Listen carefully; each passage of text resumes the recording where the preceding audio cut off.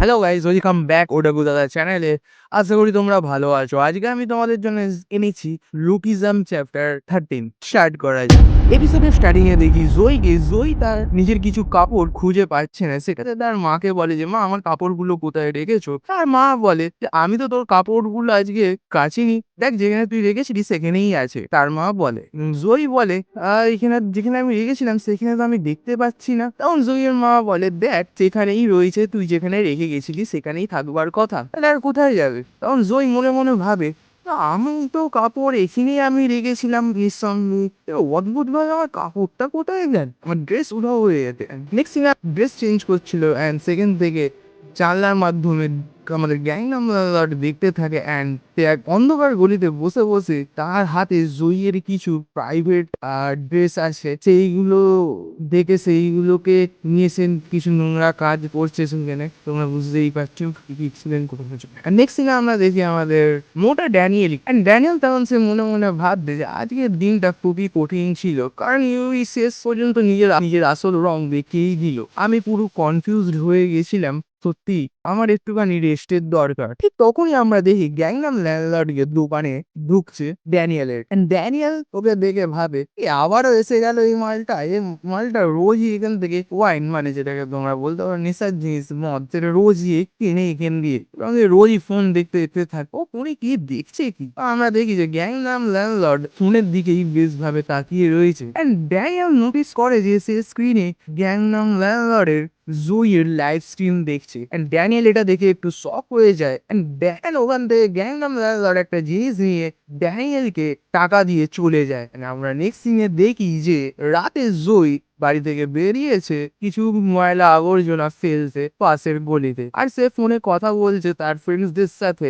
And জুই বলে live স্ট্রিমে কিছু বোকা লোক আছে জানিস তো, যারা টাকা দেয় প্রচুর পরিমাণে, বুঝি না তারা কেন দেয়, সত্যি তারা খুবই মূর্খ। এরকম তাদের মধ্যে কথা বলতে থাকে জয়ী তার ফ্রেন্ডের সঙ্গে। And আমরা কিছুক্ষণ পর দেখি যে জয়ী ইয়ারফোনটা হঠাৎ করে কেটে যায় নেটওয়ার্কের কোনো কিছু প্রবলেমের জন্য, এবং সে এখন একদমই একা সেই গলিতে, এবং সেই গলিটা একটু ডেঞ্জারাস বলেই এখানে কনসিডার করা আছে, এবং চারদিকে অন্ধকার। সে ভাবে যে আমি তো এখানে কাউকে ফোনও করতে পারছি না, এখানে আমার নেটওয়ার্কের অসুবিধা হচ্ছে and খুব অদ্ভুত লাগছে, কেমন একটা ভয় ভয় লাগছে এখানে। And ঠিক তখনই একটা আওয়াজ আসে, যেটা হয় গ্যাংনাম ল্যান্ডলর্ড ছায়া থেকে বেরিয়ে এসে বলে, তার মুখে সেই নোংরা হাসি থাকে। সে বলে আমি রাস্তা ভুলে গেছি, একটু দেখিয়ে দেবে আমাকে? And এটা দেখে জয় সঙ্গে সঙ্গে ভয় পেয়ে যায় এবং আতঙ্কের সামনে সে মনে বলে রাতে এদিকটা খুবই বাজে এবং এই লোকটা তো একদমই বাজে বলে মনে হচ্ছে। সে বলে যে না, আমি এখানকার ব্যাপারে অতটা জানি না। এবং আমরা ঠিক দেখি তখনই আমাদের মোটা ড্যানিয়েল সেখানে এন্ট্রি হয়েছে, ছুটতে ছুটতে চিৎকার করে আসে, জয় এখান থেকে তুই পালা, ওর কাছে ছুরি আছে। And আমরা দেখি যে সত্যিকার এই গ্যাংনাম ল্যান্ডলর্ডের হাতে সে পিছনে লুকিয়ে রেখেছে একটা ছুরি। কারণ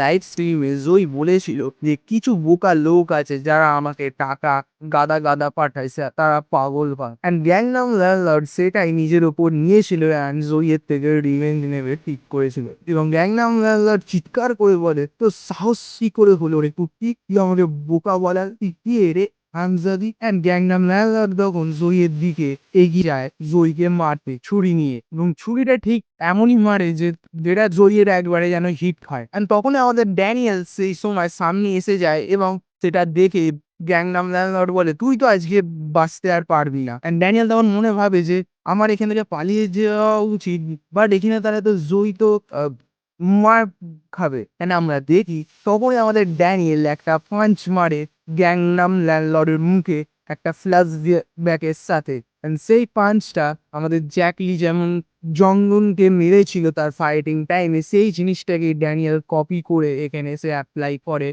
অ্যান্ড মেরে গ্যাংনাম ল্যান্ডলর্ডকে জয়ের থেকে দূরে সরিয়ে দেয়। অ্যান্ড সে আবারও যদি উঠতে গিয়ে আসতে যায়, ড্যানিয়েল আবারও মারে তাকে। And তারপরেও গ্যাংনাম ল্যান্ডলর্ড হার মানে না, সে আবার উঠে এসে আবার মারতে শুরু করে, এবং লাস্টে ড্যানিয়েল কি করবে, সে তার ফুল বডিটা দিয়েই সে জয়কে প্রোটেক্ট করতে চায় এবং সব অ্যাটাক গুলো সে তার পিঠেই খাচ্ছিল হ্যারিকে বাঁচানোর জন্যে।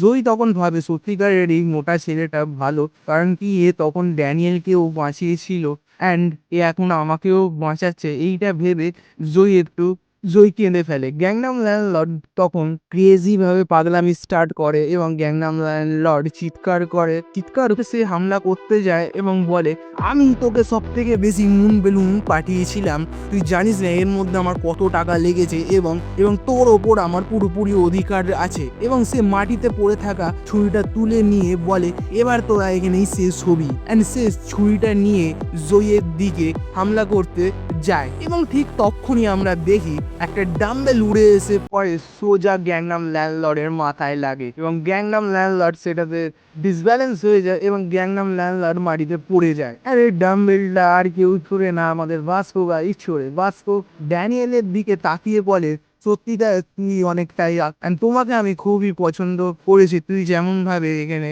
নিজের প্রোগ্রেস দেখিয়েছিস। এবং গ্যাংনাম ল্যান্ডলর্ড ওখানে মাটিতে শুয়ে চিৎকার করতে থাকে, আমি তোদের সালা ছাড়বো না, তোদের আমি জীবন ছাড়কার করে দেবো, ব্লা ব্লা বকতে থাকে। এবং বাস্কো সামনে এসে বলে, এবার তোর পালা আমার সাথে, তুই জানিস না আমাকে, তোকে এখন আমার সাথে লড়তে হবে। এবং এখানে আমাদের চ্যাপ্টার শেষ হয়ে যায়। কেমন লাগলো এই চ্যাপ্টারটা বলবে এবং সাবস্ক্রাইব করে দিবা।